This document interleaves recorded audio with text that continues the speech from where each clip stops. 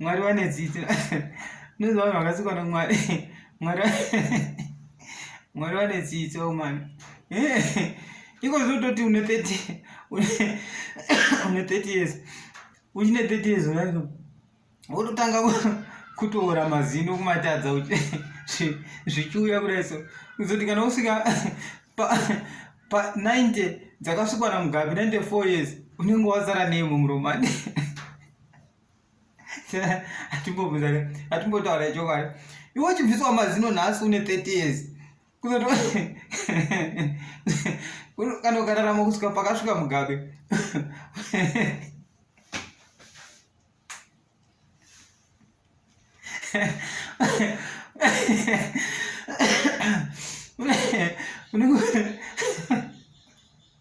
Unenge wasara nei? Unenge wasara handiti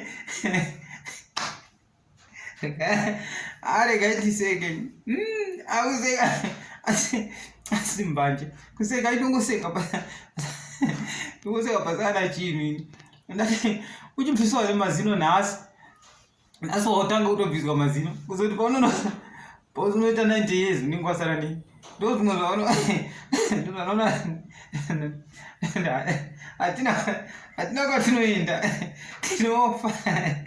Karamba hatiri kufa.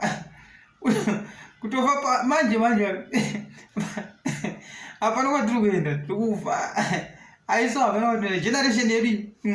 Oh sure namai vangu dai ndosumudza maongo. Generation iyi yandiri kuona hapana kuri kuendwa. Tese tiri kufa. Kuri kufiwa man. Kubviswa zino nhasi.